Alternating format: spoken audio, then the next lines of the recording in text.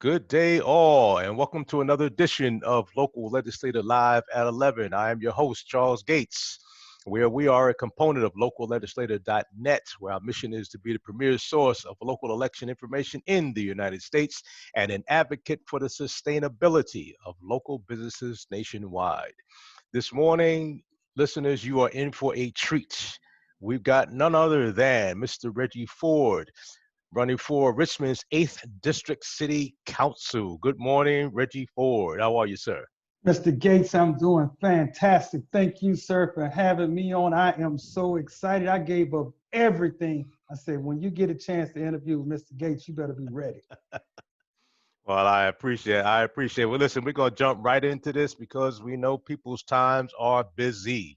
Now, Reggie, tell us something about Reggie Ford. What is your education, your occupation, and why are you running for the 8th District City Council? Thank you for those questions. I'm going to answer the last question first. Why am I running for the 8th District City Council?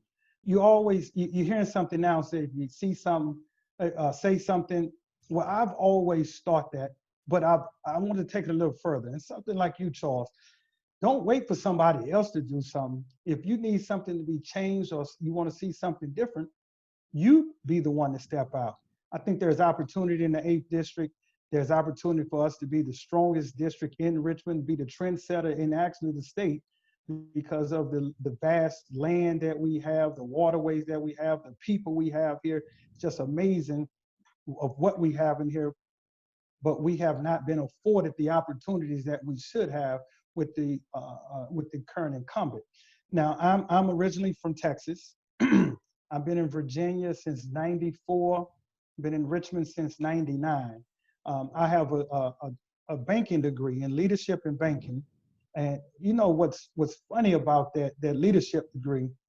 I tell everybody I learned more about leadership in Toastmasters, than the degree that I have in banking and leadership. The Toastmasters, the on hands, the live work, the different people you meet around the world, and just everything I've been involved with has really helped enhance my leadership style and my leadership skills. Mm. Now, your name on the ballot, is it just Reggie Ford, or are you using your middle name as well? It's just Reggie Ford, and it's funny when I went to turn in all my paperwork, the guy was like, "You sure? This is what?" I mean, he was hesitant. Then they actually called me back up and said, "Hey," and I had to put my middle initial. I had to go back up and put my middle initial on the paperwork. But they were surprised with the 1G Reggie, and I said, "That's my logo." People know me by wearing bow ties, dreadlocks, and the 1G Reggie. And if you put me as a 2G Reggie, I'm quick to correct you. That was funny. Now, we understand City Council is not required to disclose a political party affiliation. Do you associate with any political parties at this time? Charles, that's a great question. I'm a Democrat. But you know what's so funny? So I'm part of the City Democratic Committee. And we just, I don't know, probably 3, 4 months ago, I was asked to chair the policy and procedures for the Democratic Party Committee for endorsement of local nonpartisan elections and also for resolutions. So I had an opportunity to lead a wonderful team. We had a great team. We presented, we put time in, we did the research, and we came back and we presented. And we presented to the steering committee. Then I went to different districts and I presented the findings, and then we voted on it as a body. And we recommend that we do not endorse in the mayor's election, the city council election, or the school board election that's here now. Now that's for this year. This is something that the chair of the committee, if she decides to next year to revisit this again, because it's election every year, but every 4 years it's the nonpartisan election. But if she decides to revisit this again, we can revisit it. But yeah, I'm associated with the Democratic Party, proud to be a Democrat, and I was extremely proud to be able to sit on chair that committee for whether we should endorse or not endorse. And let me add one more thing to that piece of endorsing. When you're in local elections, we all want the same thing. if the schools are bad for whatever affiliation you are with, they're bad for everyone. So you really need to come together as a locale to make sure everything that you want is right for the city. Because if the city prosper, then each individual prosper, and that's one thing we wanted to make sure we did. Now we also want our people as a Democrat to get experience in leadership and get experience on being on boards and understand political wherewithal, certain things that come up with political questions and answers, and we want our people to be responsible and be able to answer those questions. But we also felt it was important that this did not be something that we split the party up. If we got 4 or 5 people running for a position and we say, hey, we want Sally to win, what about the other 4 leaders that we have that want to come up? We may discourage them or something like that. So we didn't want to have that divisiveness in our organization. Well, it's funny you mentioned the importance of local elections and that avenue, because if you look at it this way, if you have a long day of work, you come home and there is a sinkhole in front of your house the size of which a bus can fit in, you're not calling the White House. Nope. You're not calling the governor. You're calling your local officials, fix this doggone hole in front of my house. So it only behooves us to not only know who these people are, but to support them and listen to what they plan to do for you as constituents and as neighbors and as citizens in your neighborhood. So it's so important. Now, Richie, how long have you lived in Richmond, and have you held any other previous elected or public offices? I have had some other positions, but I want to piggyback on what you just said. You're absolutely right about there's a hole, we're not calling the White House. And I always use this example. If in Virginia, now I know it's not like this in Texas, but if it's raining and you have your windshield wipers on, you have to turn your lights on your car. The president didn't come down and say, hey, Virginia, you have to do that. That happened here in our state. And then it can go all the way down granular into other things, like you said, what we have to do in the city. So it's very important to vote in your local elections. I'm excited to say that I've held several positions, and one of the positions I held that makes me most proud was being the 26th president of the Richmond Crusade for Voters. Let me tell you a little history about that. That organization was birthed out of the Brown versus Board of Education in 1955 decision. So Crusade for Voters started in 1956. And it was to get Black people to the polls to vote. It was voter registration, voter education, and get out the vote. Those are our 3 pillars of what we did in that organization. And I was so proud because of every person came through that organization get endorsed. Tim Kaine came through there, Terry McCullough. If you want to be governor or any strong political position in United States, in Virginia, and the reason I say United States, because we were endorsed by 2 presidents, that how strong and how powerful the Richmond Crusade for Voters is. So you had to come through there. And I'm most proud that when I joined that organization, I've always wanted to make sure when I join an organization that we have some sort of impact on the community. A couple of things that we did, and I always say we because it wasn't me, it was a team that we put together. We had a strong team. We actually took the kids down to the General Assembly on Lobby Day, so they had an opportunity to see what was going on. We had something was a 90-90 celebration at the Crown Plaza. It's the Delta Hotel now, where we brought the NAACP and the Masonics together. 3 strong organizations. We came together under one roof, and we sponsored that event. We actually had educational class, and this is one of my pet peeves, and I'm sure you can understand this too. A lot of times we have an election, and on the election we have some referendums that we need to vote on. And 90% of the people have no idea what the referendums mean, what it said. And what we do is say, hey, just vote A or vote yes, yes, yes, yes.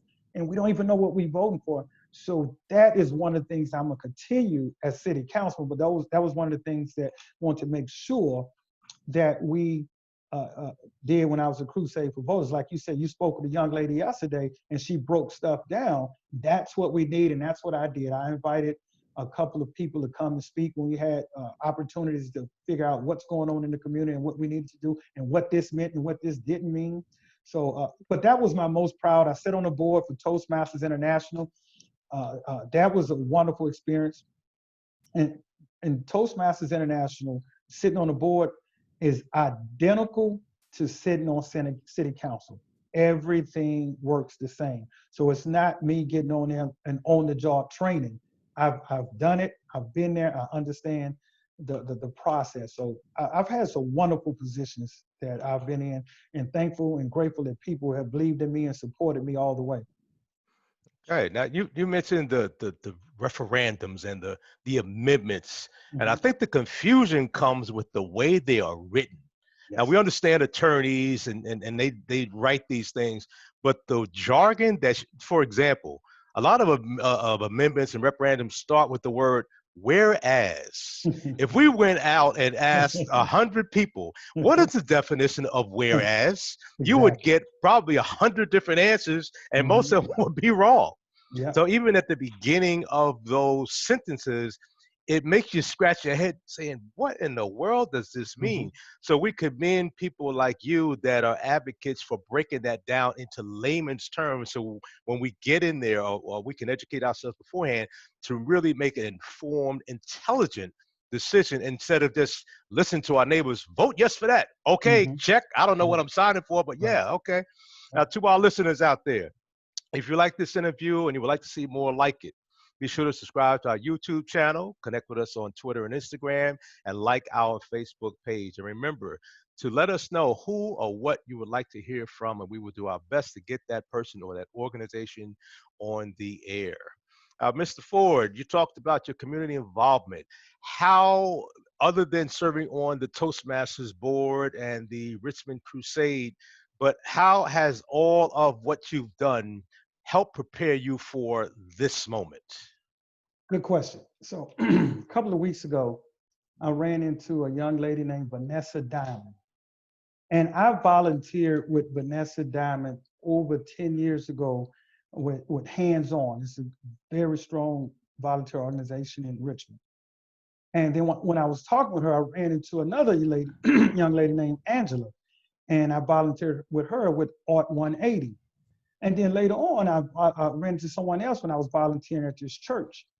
And it made me think, and I was sharing this with somebody else, and I never thought about it as me spending time or volunteering because I have to. It was just part of my DNA. It was just something that I've done. And it wasn't something so I can have a political aspiration to run down the roads. I know so many people jump out a year or two and just do some stuff right before and they say, oh, I've done this. But my track record goes way back, and I have a group. And as a matter of fact, I want to invite you on to it too, Charles. I'm going to talk about that for 1 second. I'm going to come back to your question. It's a group that we started. It's called 50 Strong. All 50 states, all is men. And we are coming together, figuring out what we can do and how we can help the community. But we come in, politicians only listen to you if you have money and if you have a coalition. So we are forming that group. We've been meeting, I don't know, for the last couple of months, every Thursday, and we're banging it out. We got some people from California, Arizona, Maryland, DC, Georgia, different people in there. And that's what we're doing to have a strong format. So that was something that, it was one of those things that I said, hey, I want to do something. Let's do something. It wasn't nothing out of political. I just got tired of what was going on, and black men were getting killed, and black men were have a bad name. And then, I saw a statistic, 1 out of 4 black men are going to jail, won't be on probation, or headed to jail. It was those numbers. I say that is because every time I do something, I get involved with something, that is something else I learn, or it helps me to connect more with the community from understanding what's really needed in the community. So those are what I've learned in the community. Is I took a test before, and it's not a Myers-Briggs, but it's similar to that. It's called, I forgot the name of it, but it said I was a connector.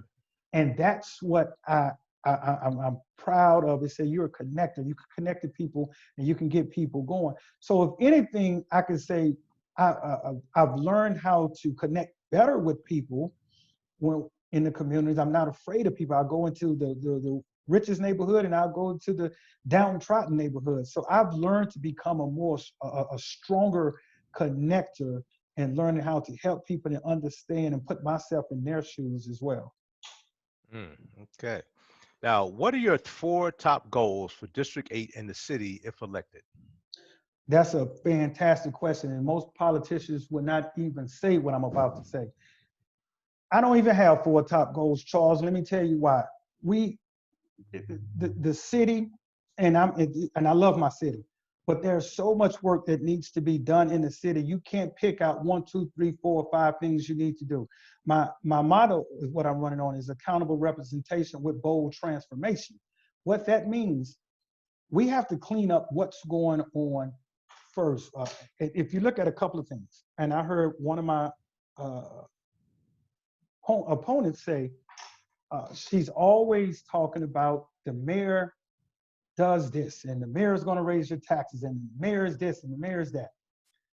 Well, she is misinforming the people. The mayor is just a person, is an oversight. We have 9 city council. 5 people on city council runs the city.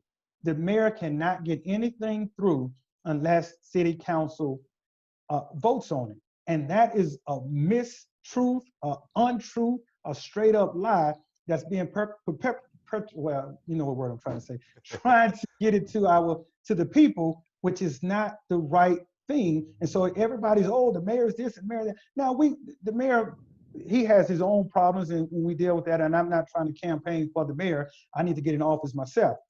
But the thing I'm saying is, if you don't live by the charter, I know the charter. And I'm even telling my opponents right now, get the charter and read the charter. The charter in there specifically says that we should not have people it's on my website, should not have people in the city that we're not taking care of. Everyone should be treated equal. Our district is not like that. It specifically says that the city council is the governing body of Richmond, Virginia. The mayor is the oversight person. The CAO reports to the mayor. So those are some misnomers that we have to clear up. A couple of things I would like to touch on. You asked me about 4. Housing. Housing is horrible.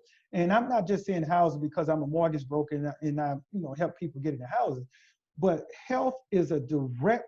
poor health is a direct correlation to poor housing. I was reading an article and it was talking about how the allergies and how people have lung problems because of roaches and rat feces and asbestos and the lead paint and the mold. All of that leads to poor health. And that's why there's a big disparity between my district, the 8th district, and the 1st district. And I don't want to get the quote numbers, but I want to say 10 or 20 years. I want to say 20, maybe wrong, but it's a big gap between the life expectancy for somebody in the same city you stay in, same city you pay taxes, 20-year difference. And that's a shame if you have that life expectancy is less than someone who's 2 miles away from you or 3 miles away from you. It's horrible. So those are some things we have to work on. But my main thing, Charles, it's called asset-based community development. What that means, so often in our community, this community here, the 8th district, we are told and taught we have to have the outside community to come in and help us because we are so downtrodden and all that. It's not the case. What that program I just told you about, it says you focus on the assets in your community. Now, we've told we don't have assets, but we have people who know how to cook. We have people who know how to sew. We have people who know how to do a whole myriad of things. Let's pull that together. It's also called asset mapping. You go around and you find out who has the daycare, who has this. Now you know what's right there in your community. Now your community feels proud. They start to work together. They're communicating. They're watching out for each other. Once you build that strong asset community base, so when an outside person comes in, and I'm not saying we don't need outside people to come in and help us with our development, you have a stronger negotiating tool now. Hey, we have the land, we have this. Okay, you're bringing some money, but we want to make sure that the people that when you come in to build this grocery store, we need some of our people to be on that construction team. We need somebody to be on that team to help develop how the look of that grocery store. We need somebody, we need to be hired in the store, not just as a bagger, but we need people over the produce department, the store manager. We need people in all aspects. So often we sell out because we're so happy to get these crumbs because we've been told that's all we can get or crumbs. That's not the case. I have some beautiful neighbors and beautiful people that's here, and they really, really, really want to do something. They just need the right direction to get there. I know that was a long answer. It was so long I couldn't even say the right word. That's okay. It sounds like you're talking about almost like social businesses, finding those people within the community to build up the community because Yes, we don't know what we don't know. But if we put exactly. it out there to say, hey, listen, who are the cooks? Who are the bakers? Who are the Yes, carpenters? Who are the architects? Who are the people doing these things? Let's all get together and make things happen. And absolutely. that is why, Mr. Ford, Reggie, this is why we do this show, so we can get people on the air to say these things. Because many of us are thinking it, but Mhm. we don't implement it. But we're here to tell you that these efforts are true to come together as neighborhoods, and we can all empower. District 8, regardless of where you may be listening to this, we can all empower each other by finding out what we do and then coming together and be just like Nike. Just do Do it. it. No excuses, just get it done. And Reggie, how can people get in touch with you? What's your website and how can they get in touch with Reggie Ford? Charles, I appreciate the conversation. Thank you for giving me the opportunity to express myself. The interview was great. The interviews that you've been doing, they're great as well. You keep up the good work. You're giving us an opportunity to share our platform and what we believe in. And the thing that I like the most, you make it easy. It's having a conversation, just like me. You having a conversation. It's not a rapid fire. It's a conversation, and I can be authentic with my answers, and you can hear exactly what's going on. So I appreciate that. People can reach me at my website, regieford.com. Remember, Reggie got one G, REGIEFORD.com. Please check out my website and look at it. My website is not the traditional politician website. I went out and talked to the community, and I listed everything that you've told me. I've given you some information and some history about myself because I want you to know who you're working with. You work with people you like and people you think can do some things. I put some information on there where you can contact me, and I also have a Tuesday Zoom call from 6 to 8 where you can ask me any question. Just click on the Zoom. You're going to see my pretty shining face and ask me any question that you want. Again, regieford.com. Thank you, Mr. Gates. You're welcome. Now that 6 to, you said 6 to 8, or 6 what was to that 8, time? 6 to 8 p.m. every PM. Tuesday. I open up my Zoom. I'm just waiting for somebody to jump on there. You can ask me any question, give me any suggestions, whatever you want. That is your time until the day of the election, which is November the 3rd. All right, guys, you heard that out there. Tuesday, 6 to 8 p.m. Check them out. Get to the website, get the information, and ask questions. Again, we don't know what we don't know, and you will only find out through asking the questions. Even if you think the questions are silly, ask them Mhm. anyway, because chances are someone else has the same question in mind, but you be the one to get up and have the courage to answer, to ask the question, and Mr. Ford will give you an answer. Well, thank you so much, Reggie, for being here. And to our listeners, thank you so much for being here as well. And again, if you know anyone that you think would be a good guest for this show, if someone's running for an office, the Virginia Board of Elections is putting out the list hopefully next week or around September 1st. So we'll have a list, a verified list of all the people that are running for office. If you happen to be running for an office, we want to know about you. If you are an incumbent and already in office, we are nonpartisan and unbiased. We want to hear from you as well. If you are the Commonwealth, sitting in the Commonwealth Attorney's Office, you're the Commissioner of the Revenue, the Treasurer, the Sheriff, the Police Chief, we want to hear from you because we know you have information to put out there, as well as nonprofit heads, business leaders, and community leaders. We want to hear from all of you. And if you like this, again, leave us a comment, tag us in your different posts. And Mr. Ford, it's been a pleasure. Indeed, and this will be on YouTube by the end of the day, and be on all our social media platforms. Listeners, check it out. Mr. Ford, it's been a pleasure as always. And for the listeners out there, Reggie Ford and I have worked together for many years, and I can tell you that this is a good man. I'm not endorsing, but I will tell you that this is a good man here. So Reggie, take care of yourself, Thank you. and we will talk to you soon. Okay? Appreciate it. Thank you. Have a good one. Take care, guys, and remember, we're not local. I mean, we're not global. We are local. We're not global. We're local. This is Local Legislator Live at 11. I am Charles Gates signing off for the day. See you on Monday. Take care. Thank you. All right.